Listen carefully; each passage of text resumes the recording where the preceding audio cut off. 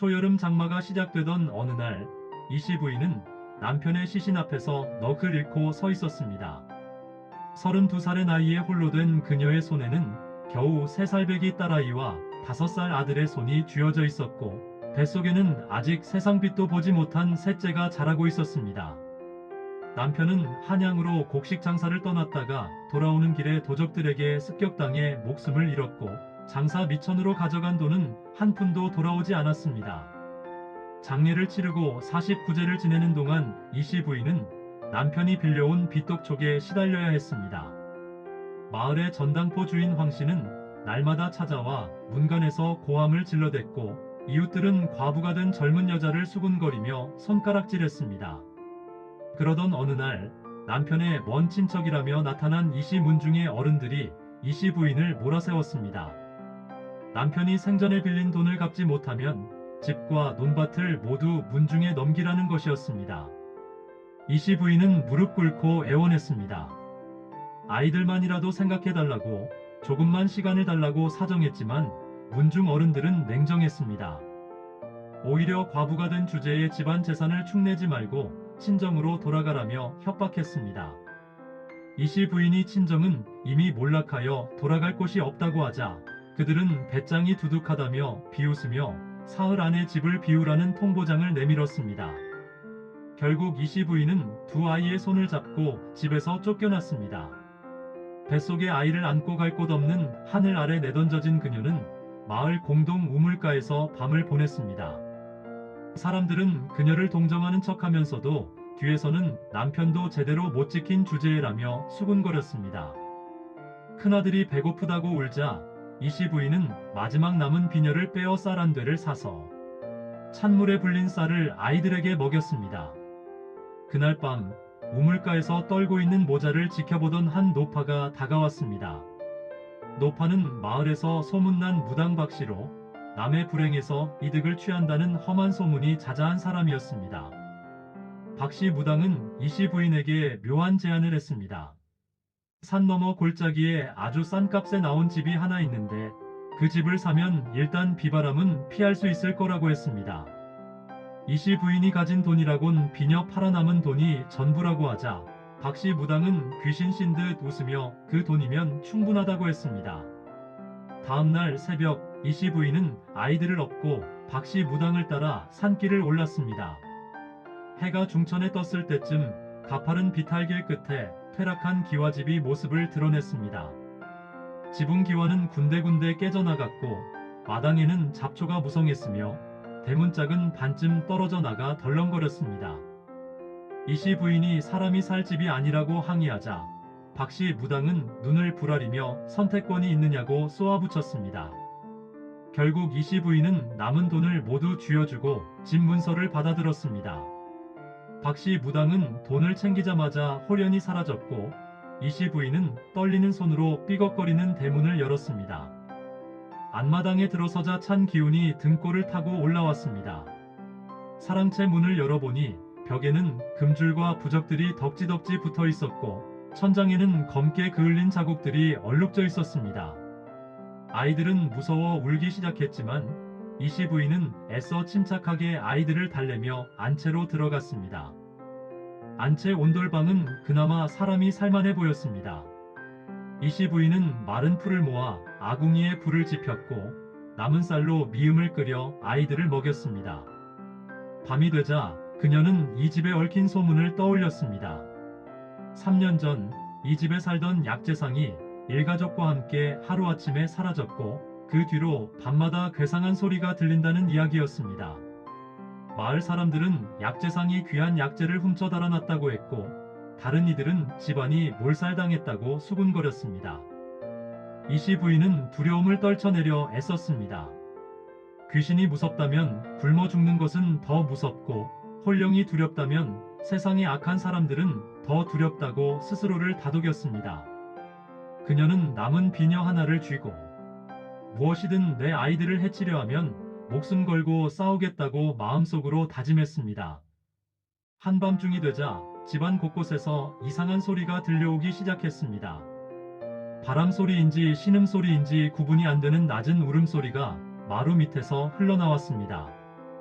이씨 부인은 아이들이 깨지 않도록 조심스럽게 일어나 소리가 나는 쪽으로 다가갔습니다. 부엌 쪽으로 가자 소리는 더욱 또렷해졌습니다.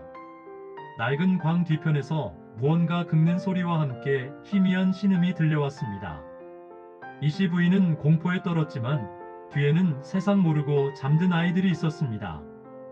그녀는 용기를 내어 광문을 열었습니다. 그 순간 누군가의 처절한 목소리가 어둠 속에서 터져나왔습니다. 살려주시오. 제발 물 한 모금만 주시오. 이씨 부인은 깜짝 놀라 촛불을 들어 안을 비췄습니다. 광 바닥에 헌 가마니를 걷어내자 그 아래로 나무 판자로 막힌 입구가 드러났습니다. 떨리는 손으로 판자를 열자 지독한 악취가 코를 찔렀고 어둠 속에서 뼈만 앙상하게 남은 사람의 형체가 보였습니다. 좁은 땅굴 속에는 거의 숨이 끊어져가는 한 사내와 혼절한 여인, 그리고 죽은 듯 축 늘어진 소년이 쓰러져 있었습니다. 사내가 간신히 손을 뻗으며 물을 달라고 애원했습니다. 이씨 부인은 순간 두려움보다 연민이 솟구쳤습니다. 자신도 굶주림의 고통을 알기에 눈앞에서 죽어가는 사람을 외면할 수 없었습니다. 그녀는 서둘러 물 한 바가지와 남은 쌀로 죽을 끓여 땅굴로 내려갔습니다. 사내는 떨리는 손으로 물을 받아 마시고 죽 한 그릇을 비우고 나서야 겨우 정신을 차렸습니다. 그는 이씨 부인의 손을 붙잡고 목이 메어 말했습니다. 은인이시여. 당신은 우리 목숨의 은인이여. 여인과 소년에게도 죽을 먹이자 그들도 간신히 숨을 돌렸습니다. 다음 날 아침 사내는 자신을 소개했습니다. 그는 평안도에서 대대로 약재 도매상을 하던 정진사라고 했습니다. 정진사는 10년 전 이곳에 약재 창고를 마련하고 사업을 확장하려 했지만 함께 일하던 동업자 성씨놈이 재산을 탐내 배신했다고 했습니다.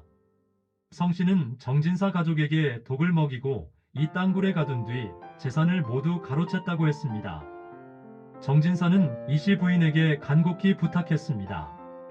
성씨가 자신들이 살아있다는 것을 알면 모두 죽일 것이니 절대 비밀을 지켜달라고 했습니다. 이씨 부인은 난감했습니다. 자신도 갈 곳 없는 신세인데 남의 목숨까지 짊어지게 된 것입니다. 하지만 그녀는 죽어가는 사람들을 외면할 수 없어 비밀을 지키겠다고 약속했습니다. 그날 오후부터 수상한 일들이 벌어지기 시작했습니다. 집 주변을 맴도는 낯선 사내들이 보였고 누군가 몰래 집안을 엿보는 기척이 느껴졌습니다. 정진사의 상태는 급격히 나빠져 피를 토하기 시작했습니다. 이씨 부인은 약초를 구하기 위해 밖으로 나가야 했습니다. 그녀는 감시하는 자들의 눈을 속이기 위해 일부러 큰 소리로 혼잣말을 했습니다. 채소라도 팔러 장에 나가야 애들 먹일 쌀이라도 사지. 이씨 부인은 산에서 나무를 캐어 장에 내다 팔아 푼 돈을 모았습니다. 손은 가시에 찔려 피투성이가 되었고 발은 물집으로 뒤덮였지만 그녀는 악착같이 돈을 모아 약초를 샀습니다. 밤이 되어 몰래 약을 다려 정진사에게 먹이자 그는 차츰 기력을 회복하기 시작했습니다. 이씨 부인의 헌신적인 간호 덕분에 정진사 가족은 서서히 생기를 되찾아갔습니다.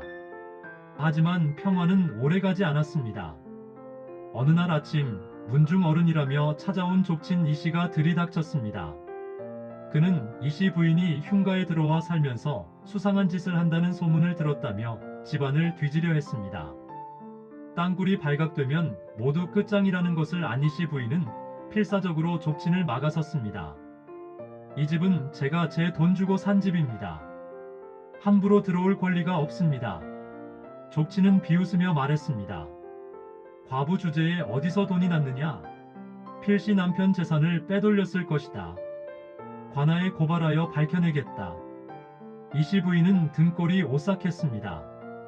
관아에 끌려가면 모든 것이 들통날 것이었습니다. 하지만 그녀는 물러서지 않았습니다. 제가 무슨 잘못을 했습니까? 억울하게 누명을 씌우려 하시는군요. 사흘 뒤 이씨 부인은 정말로 관아로 끌려갔습니다. 족친이 남편의 유산을 빼돌리고 문중을 속였다는 거짓 고발을 한 것입니다. 관아의 사또는 젊은 과부를 의심의 눈초리로 바라보며 신문했습니다. 흉가를 샀다는 것이 사실이냐? 그 돈은 어디서 났느냐? 이씨 부인은 비녀를 팔아모은 돈이라고 대답했지만 사또는 믿지 않았습니다. 과부가 비녀 한두 개 팔아서 집을 살 수 있겠느냐? 남편 재산을 훔쳤음이 분명하다. 자백하지 않으면 형벌을 받을 것이다. 이씨 부인은 억울함에 눈물을 흘렸지만 끝까지 비밀을 지켰습니다. 사또는 곤장을 치라 명했고 이씨 부인은 피투성이가 되어 쓰러질 때까지 매를 맞았습니다. 그녀는 정신을 잃기 직전까지 아이들, 그 사람들만을 떠올렸습니다. 만신창이가 된 몸으로 관아에서 내쳐진 이씨 부인은 피를 흘리며 집으로 돌아왔습니다. 다리를 절뚝이며 대문을 열자 정진사가 기다리고 있었습니다. 그는 이씨 부인의 처참한 모습을 보고 분노에 떨었습니다. 부인, 이 은혜를 어찌 갚아야 할지 모르겠소. 부인이 흘린 피는 제 목숨보다 귀한 것이요. 이제 제가 나설 차례요. 정진사는 회복된 기력으로 이씨 부인에게 말했습니다. 이 집 마루 밑에는 제가 숨겨둔 보물이 있어. 난리를 대비해 마련한 비상금이요. 배신자 성씨놈이 이 보물을 찾으려 했지만 발밑에 두고도 찾지 못했어. 정진사의 지시대로 마루를 뜯어내자 그 아래 흙을 파낸 곳에서 거대한 옹기들이 나타났습니다. 첫 번째 옹기 뚜껑을 열자 이씨 부인은 숨이 멎을 뻔했습니다. 안에는 눈이 부실 만큼 황금 덩어리들과 은괴가 가득 들어 있었습니다. 평생 엽전 몇 푼에 전전긍긍하며 살았던 그녀에게는 상상도 할 수 없는 재물이었습니다. 정진사는 금덩이 하나를 그녀의 손에 쥐어주며 말했습니다. 이 모든 것의 절반은 부인의 것이요. 아니, 제 목숨을 살렸으니 전부 드려도 부족하오. 다른 옹기에서는 정진사의 약재 거래, 장부와 성씨의 배신을 증명할 문서들이 쏟아져 나왔습니다. 정진사는 이씨 부인에게 말했습니다. 이제 복수를 시작할 차례요. 부인이 원한다면 부인을 괴롭힌 자들도 함께 응징하겠소. 이씨 부인은 고개를 끄덕였습니다. 이제 그녀는 단순한 과부가 아니라 막강한 재력을 가진 여인으로 거듭났습니다.